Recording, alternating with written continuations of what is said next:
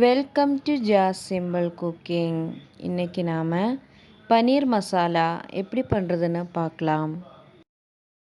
பன்னீர் மசாலா பண்ணுறதுக்காக முதல்ல பன்னீரை ஃப்ரை பண்ணி எடுத்துடலாம். அதுக்காக ஸ்டவ் ஆன் பண்ணி ஒரு கடாய் வச்சுக்கோங்க. அதில் 3 ஸ்பூன் போல் எண்ணெய் சேர்த்துக்கோங்க. எண்ணெய் சூடானதும் இப்போ இதில் பன்னீர் சேர்த்துக்கலாம். நான் இங்கே 300 கிராம் பன்னீரை சின்ன பீஸாக கட் பண்ணி எடுத்திருக்கேன். இப்போது கட் பண்ணி வச்சுருக்கிற பன்னீரையெல்லாம் இதில் சேர்த்துடலாம்.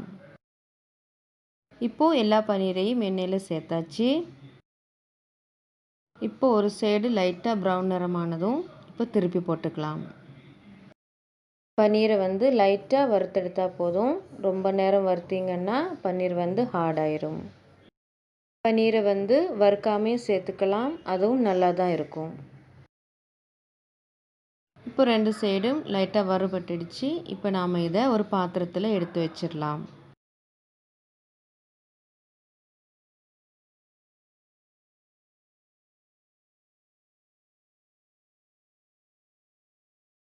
இப்போது வறுத்த இந்த பன்னீரை சைடில் எடுத்து வச்சுக்கலாம்.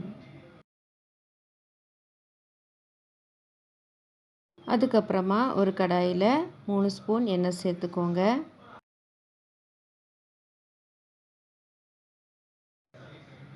எண்ணெய் சூடானதும் இதில் இப்போது வெங்காயம் சேர்த்துடலாம்.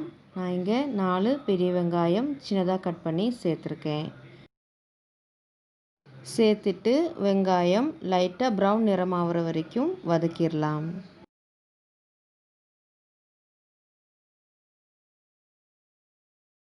இப்போது வெங்காயம் லைட்டாக ப்ரௌன் நிறமாயிட்டு இப்போ நாம் இதில் 1/2 ஸ்பூன் இஞ்சி பூண்டு விழுது சேர்த்துடலாம்.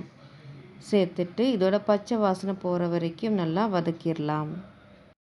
இஞ்சி பூண்டோட பச்சை வாசனை போனதுக்கப்புறமா இதில் 1 ஸ்பூன் கடலை மாவு சேர்த்துடலாம்.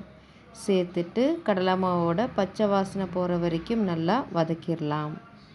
கடலை மாவு ஆப்ஷனல் தான், சேர்க்கலட்டினாலும் பரவாயில்லை. இப்போ கடலை மாவோட பச்சை வாசனை போனதுக்கப்புறமா 1 spoon Kashmiri chilli powder, 1/2 spoon மல்லித்தூள், 1/2 ஸ்பூன் மிளகுத்தூள், 1/2 ஸ்பூன் கரம் மசாலா எல்லாம் சேர்த்து நல்லா கலந்து விட்டுக்கோங்க. மசாலாவோட பச்சை வாசனை போகிற வரைக்கும் நல்லா வதக்கிக்கோங்க.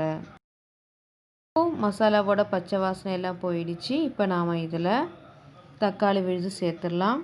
நான் இங்கே 3 தக்காளி மிக்ஸி ஜாரில் அரைச்சி சேர்த்துருக்கேன். சேர்த்துட்டு நல்லா கலந்து விட்டுக்கோங்க. நல்லா கலந்து விட்டதுக்கப்புறமா இப்போ இதில் தேவைக்கேற்ப உப்பு சேர்த்துக்கலாம்.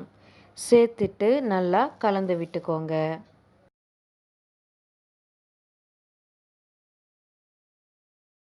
நல்லா கலந்து விட்டதுக்கப்புறமா இப்போ மூடி வச்சு ஒரு 2-3 நிமிஷம் தக்காளி வேகிற வரைக்கும் வெயிட் பண்ணலாம். இப்போ 3 நிமிஷம் போல் ஆயிருக்கு. தக்காளி நல்லா வெந்திருக்கு. இப்போ நல்லா கலந்து விட்டுக்கோங்க.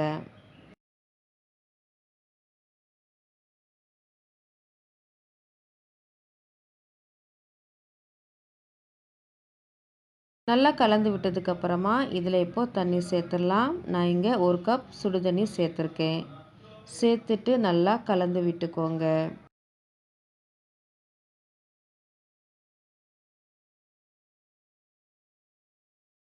நல்லா கலந்து விட்டதுக்கப்புறமா மூடி வச்சு ஒரு 2 நிமிஷம் கொதிக்க விடலாம். இப்போ 2 நிமிஷம் போல் ஆயிருக்கு. இப்போ ஓப்பன் பண்ணி பார்த்துடலாம். கிரேவி கொஞ்சம் திக்காக வந்திருக்கு. இப்போ நல்லா கலந்து விட்டுக்கோங்க.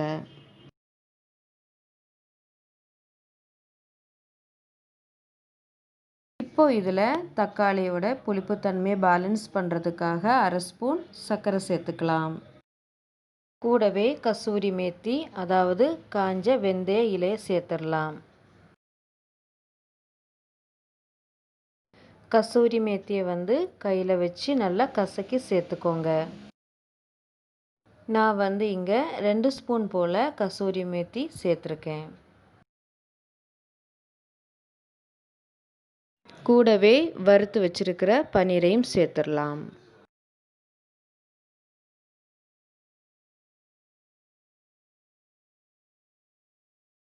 சேர்த்துட்டு நல்லா கலந்து விட்டுக்கோங்க.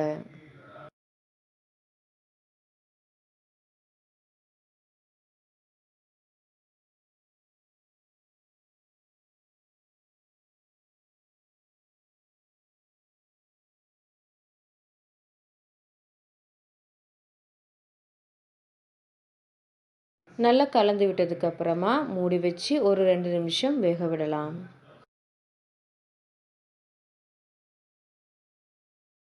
இப்போது 2 நிமிஷம் போல் ஆயிருக்கு. இப்போ ஓப்பன் பண்ணி பார்த்துடலாம். கிரேவி நல்லா திக்காக வந்திருக்கு. இப்போ நாம் இதில் சின்னதாக கட் பண்ணி வச்சுருக்கிற மல்லி இலையை சேர்த்து நல்லா கலந்து விட்டுக்கலாம்.